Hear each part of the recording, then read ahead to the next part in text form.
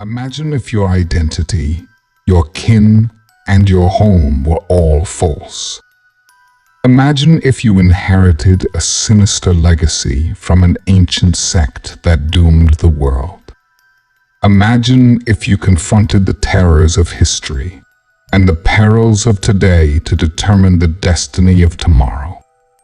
This is the tale of Dominic, a youth who relocated to Eldridge Falls with his mom. Horror story.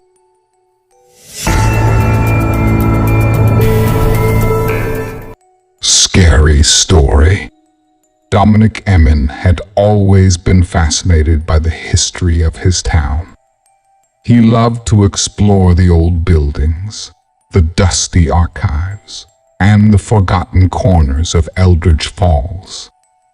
He had a knack for finding clues and solving mysteries, and he often dragged his friends along on his adventures. One day, he stumbled upon an old map of the town, hidden in a dusty bookshelf at the library. The map was dated 1923, and it showed a different layout of the town than the current one.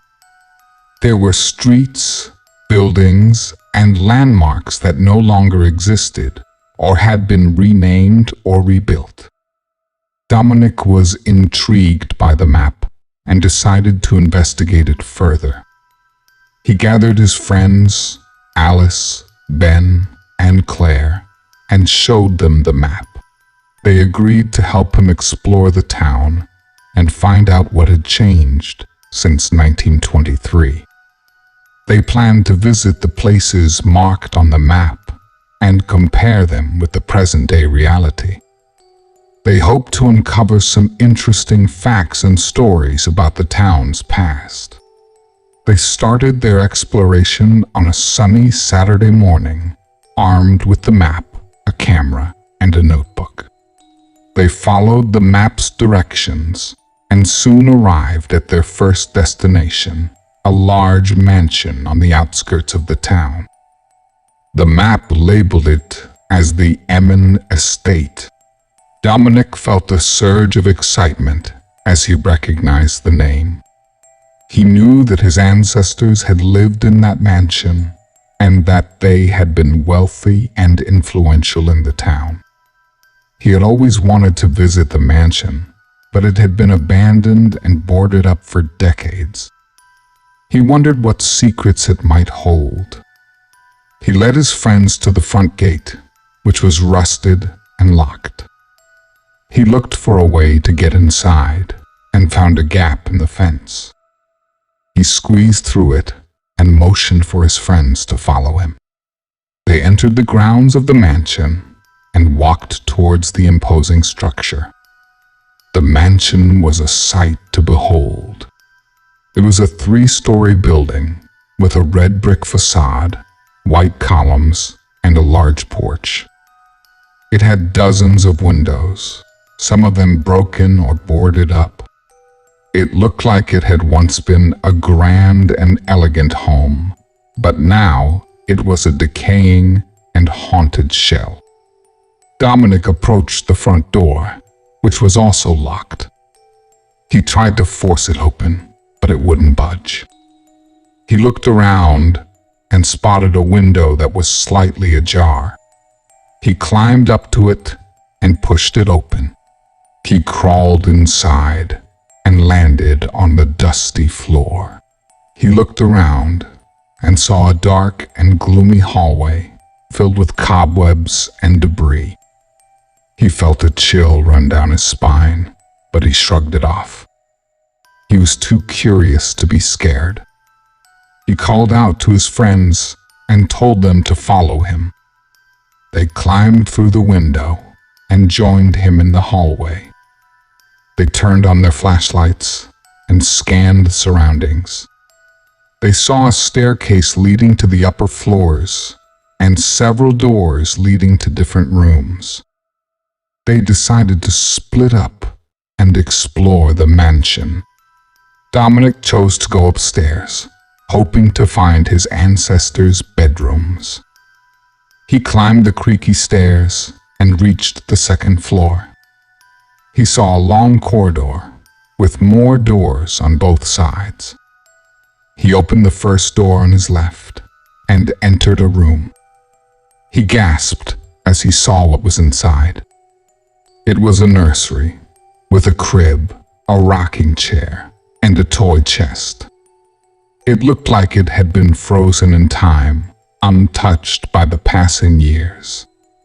There were toys, books, and clothes scattered on the floor.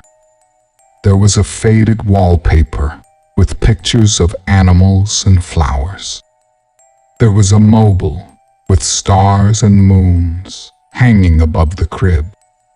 Dominic felt a pang of sadness as he realized that this was his father's nursery. He had never met his father, who had died when he was a baby. He had only seen pictures of him and heard stories from his mother.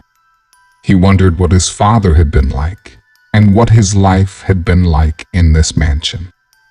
He walked towards the crib and looked inside. He expected to see a blanket, a pillow, or a stuffed animal, but instead he saw something that made his blood run cold. He saw a human skull with empty eye sockets and a gaping mouth. It was lying on a stained and torn mattress, surrounded by bones and maggots. It looked like it had been there for a long time, rotting and decaying. Dominic screamed and stumbled back. He dropped his flashlight and ran out of the room. He slammed the door behind him and leaned against the wall. He felt sick and dizzy, and his heart was pounding. He couldn't believe what he had seen. He wondered who that skull belonged to and how it had ended up in the crib. He wondered if it had anything to do with his father's death. He wanted to get out of the mansion and find his friends. He hoped that they were okay and that they hadn't seen anything as horrifying as he had. He ran down the stairs and headed towards the front door. He hoped that it was unlocked or that he could break it down. He just wanted to escape from the mansion and never come back. But as he reached the bottom of the stairs, he stopped in his tracks. He saw something that made him freeze in fear. He saw a figure standing in the dark hallway. It was a man wearing a black suit and a hat. He had a pale and gaunt face with sunken eyes and a thin mouth. He had a cane in his hand and a scar on his cheek. He looked like he had stepped out of a photograph or a nightmare.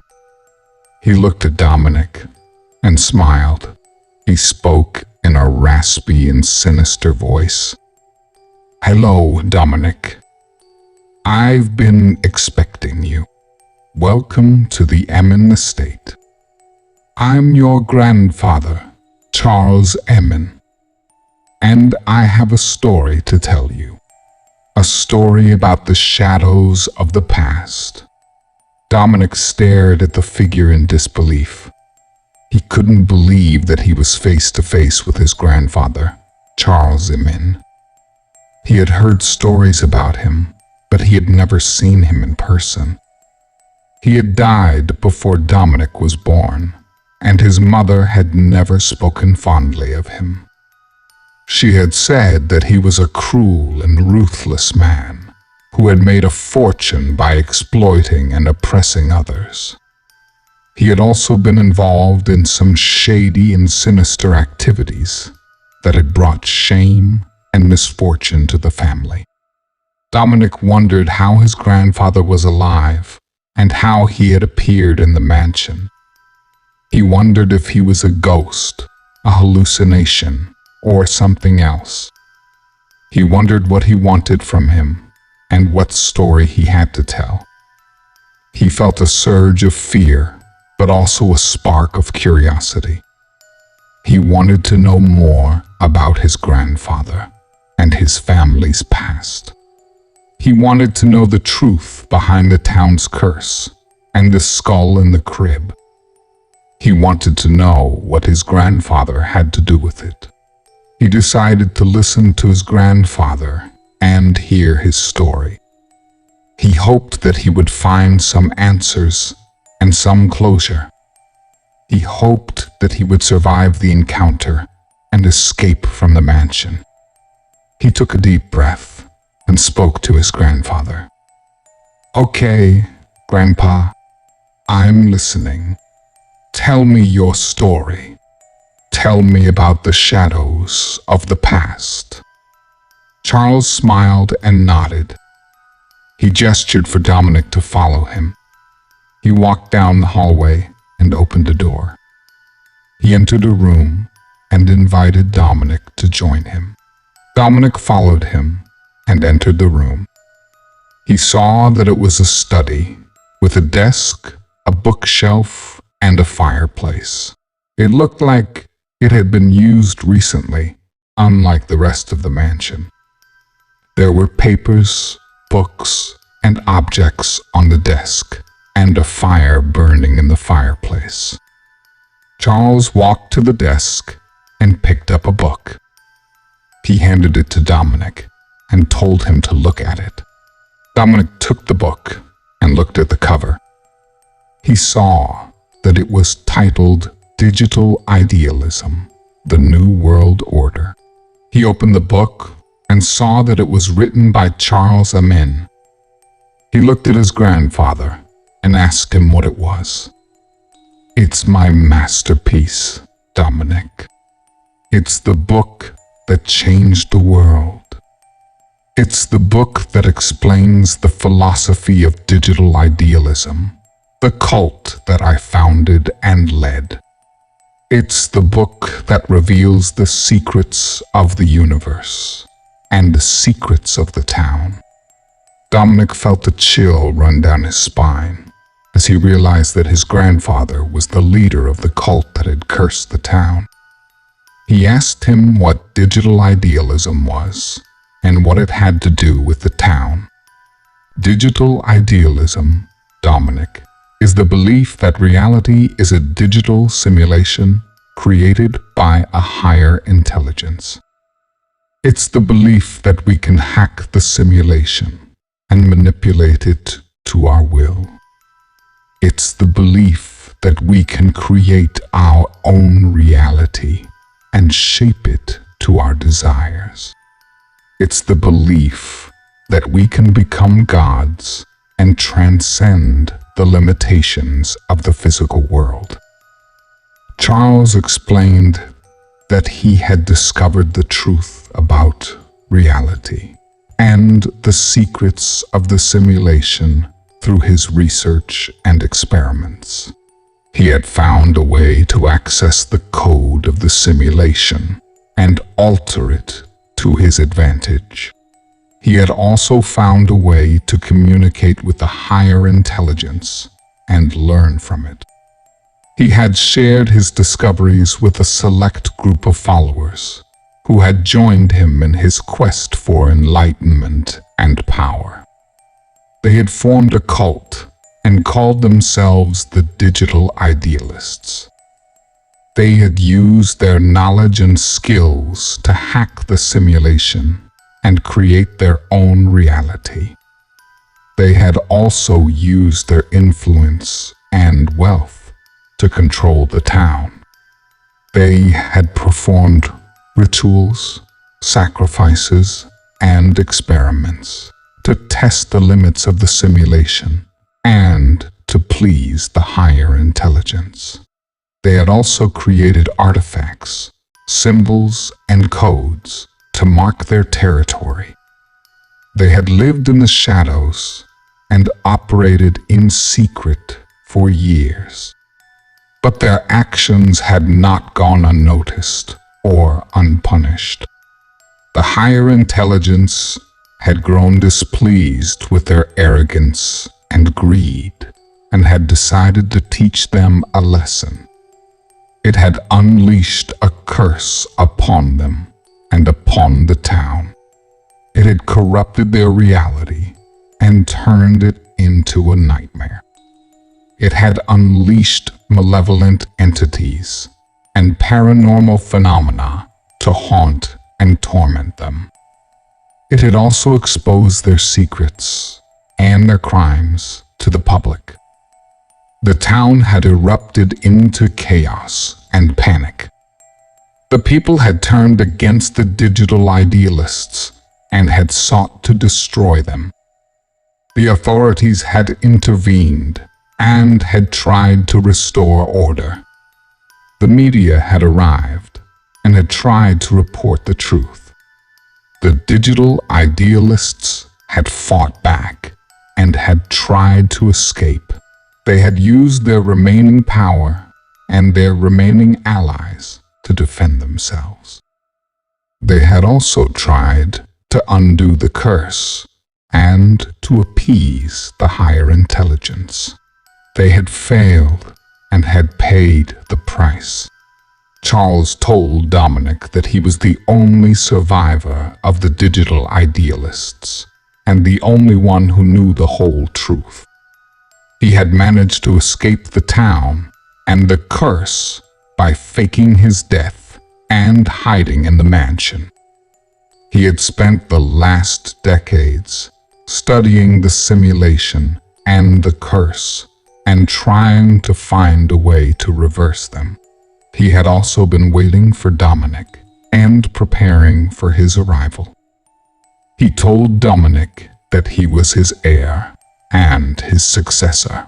He told Dominic that he had inherited his blood, his genes, and his destiny. He told Dominic that he had a special role to play in the final chapter of the story. He told Dominic that he had a choice to make, a choice that would determine the fate of the town and the fate of the world. He told Dominic that he could join him and become a digital idealist. He told Dominic that he could learn from him and inherit his knowledge and power. He told Dominic that he could help him and reverse the curse and the simulation. He told Dominic that he could become a god and create a new world order. Or he could reject him and oppose him. He told Dominic that he could defy him and challenge his authority.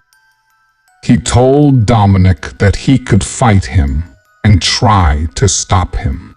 He told Dominic that he could become a hero and save the town and the world. He asked Dominic what he would choose and what he would do. He asked Dominic to decide his fate and the fate of the shadows of the past. Dominic, torn between curiosity and fear, contemplated his grandfather's revelation. The weight of the town's history and the responsibility placed upon him sank in. As he stood in that eerie study, surrounded by the remnants of a dark legacy, Dominic knew he had a pivotal decision to make. He looked at the book in his hands, realizing the potential power and danger it held. The stories of his ancestors and the town's curse unfolded before him like a twisted tapestry. He felt the eyes of his friends and the weight of their trust, urging him to choose wisely. In a calm but determined voice, Dominic addressed his grandfather. "I won't be part of your cult or perpetuate the suffering caused by these manipulations. I choose to confront the shadows of the past, to break the cycle, and to free this town from the curse. Whatever it takes, I will undo the damage that you and the digital idealists have inflicted." Charles Emmon's expression shifted, a mix of disappointment and pride. Dominic knew that his path would be treacherous, but he was determined to be the force of change his town desperately needed. the shadows of the past would be confronted and the truth would be brought to light. Thank you for joining us for this spine-tingling story. We hope you found it both thrilling and thought-provoking. If you enjoyed this video, please consider participating in our channel by subscribing, liking, and sharing it with your friends. Your support goes a long way in helping us create more engaging content for you. Goodbye, and may you always tread carefully in the world of the unknown.